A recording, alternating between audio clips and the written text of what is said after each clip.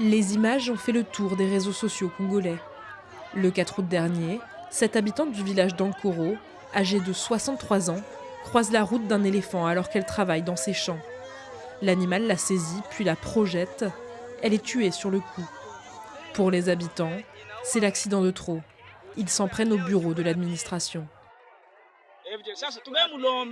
Nous demandons aux autorités de venir et de chasser les éléphants, car nous ne pouvons plus cultiver la terre. Ils détruisent les bananiers, les palmiers, les papayers, ainsi que nos champs de manioc. Ils marchent sur nos plantations. Nous ne savons plus quoi faire. Le mois dernier déjà, une jeune femme de 18 ans avait trouvé la mort dans les mêmes conditions. Les éléphants ont fait une dizaine de victimes dans le secteur depuis le début de l'année, de quoi révolter les villageois. Ils estiment que l'État reste passif, rien n'est fait, on a l'impression que l'État protège les éléphants en lieu et place de protéger la population. Il y a les champs qui sont détruits pendant 5 ans, c'est vraiment une destruction énorme. Et à l'allure où vont les choses, nous risquons de connaître des cas de malnutrition sévère dans le secteur de Kamalo. Pour faire cohabiter les humains avec ces espèces protégées, des solutions existent pourtant.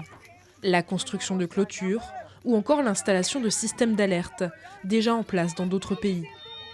À Kinshasa, ce sénateur plaide pour que l'ICCN, l'Institut congolais pour la conservation de la nature, y recourt également. La première fois que nous avons impliqué l'ICCN, une équipe avait été dépêchée à Ankoro et des colliers avaient été placés sur quelques familles de ces éléphants pour essayer un peu de voir quels sont les mouvements dans ces milieux. Cette fois-ci, il y aura encore de nouvelles mesures qui pourront être adoptées pour rassurer la population d'Ankoro et ses environs. L'ICCN promet de se rendre sur place dans les prochains jours. Elle compte notamment relâcher des abeilles, ennemies jurées des éléphants, en espérant que celles-ci les dissuadent d'atteindre les villages.